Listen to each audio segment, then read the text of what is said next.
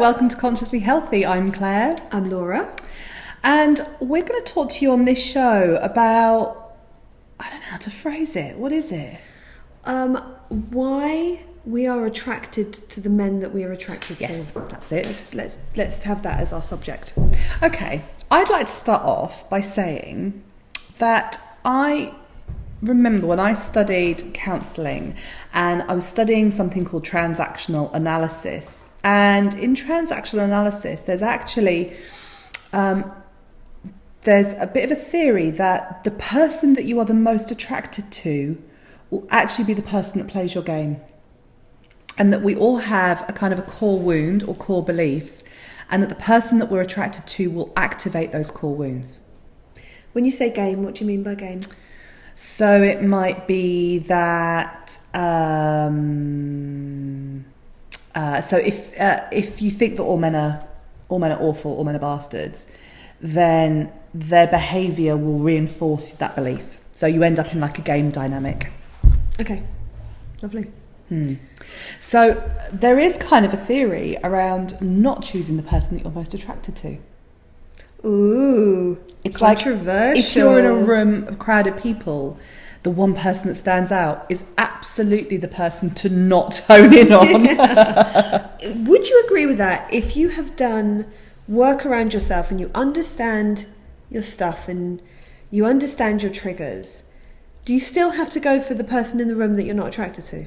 I don't know. It's a really good question. I might put this to the test. Because what? I am, for womankind, I'm feeling like I'm going to take this on as a personal scientific experiment to see.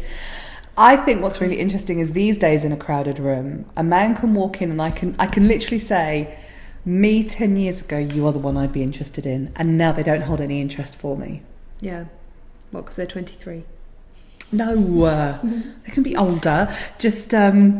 But just more. Thanks for thinking that I'm 33. That's great. That's just where I went. But it's more about because I'm not in the same emotional place. Those people, I'm just not interested in any of the stuff that comes with that person.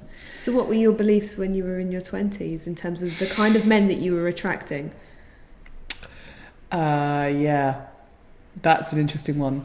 I don't know what my beliefs actually. Well, I had no self-esteem, so I absolutely hated myself. So I was looking for someone to fill the void for me. So did you attract men who made you feel rubbish about yourself, or did you attract men who worshipped you? I attracted men who made me feel worse about myself. Yeah, and it's really interesting actually because after I had a horrendous breakup with an ex, I actually had 6 months of being completely by myself. I threw out my housemate. I actually changed job. I mean, literally, I just sketched my whole life, just threw it all up in the air. And I went on a counselling journey myself. And when I met my husband, and he will say exactly the same thing, it's something we always talk about. If he had been the last man on earth, I would not have been attracted to him. It just wasn't one of those things where if I'd seen him in a room, I would have completely glanced over him, and he would have done the same with me, because he likes his women very tall and really skinny and redhead, and clearly that's not me. Mm-hmm. And it's a really, really interesting point, because what happened was we just started hanging out together and became friends, and then actually completely, fell in love with each other's personality traits. So we actually got to know the person underneath, rather than just falling for what they looked like. And 15 years later, actually, I walk into a room and I think he's the most handsome man in the room. That's nice. Oh, thanks. So the reason we wanted to talk about this is because we're knowing a lot of people kind of going through breakups at the moment. I'm hearing that one.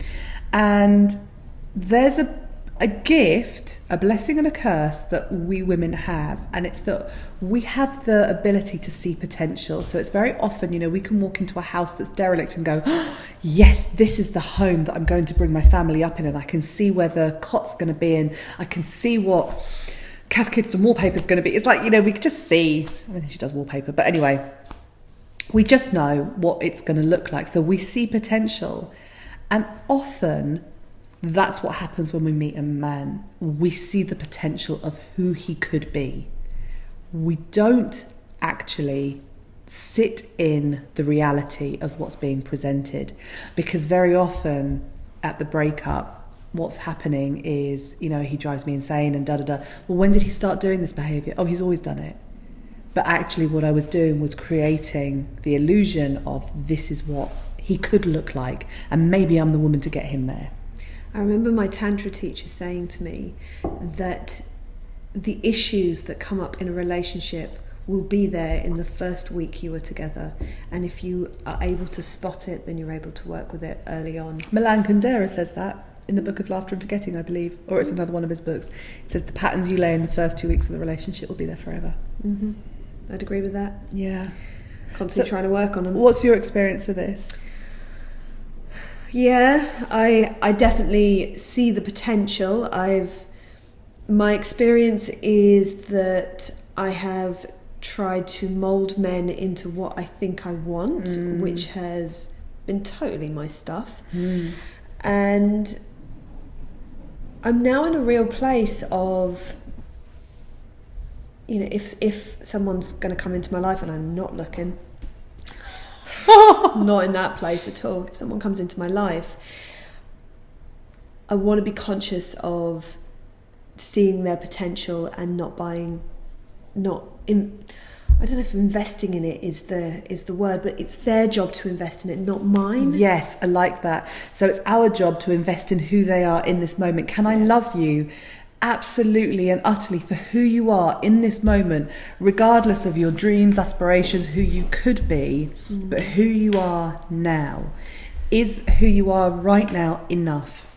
It's a difficult one for me because I'm incredibly changeable, and with being changeable, I really welcome growth and evolving and moving on and trying new things. And if I was with someone who didn't have those kind of values, then I think I really struggle, and I have struggled. So it is, for me, about seeing the beauty in them as they are now. And, you know, I've said this in the clinic before, is that when we come into relationship, it's very common that we end up staring at each other and with this kind of, you know, you're nice and you're going to fulfill me and you're going to be everything that I need. And actually the journey is to be able to look in the same direction and walk in the same direction. And if you can find someone who wants to tread a similar path to you, then that's where the beauty in a relationship comes from. And when you're just staring at each other, you're just kind of going around in circles. And this has been my experience. I mean, I have to admit I am nowhere near a relationship expert, but oh, you know, you're an expert in my own relationships, and I know that the lessons that I've learned in relationships gone by, they're really, you know, lessons come around again and again, and until we learn from them. And I'm really in a place at the moment where I'm taking a back step and looking at what have all of these relationships got in common. And the big one for me is that I tried to mould them into something that I thought I wanted, and that's unfair. And now I'm redefining what I want from my life, and if a relationship comes into that, then fair enough, but it's not something that I'm desperate for anymore. Happiness loading on. Yeah.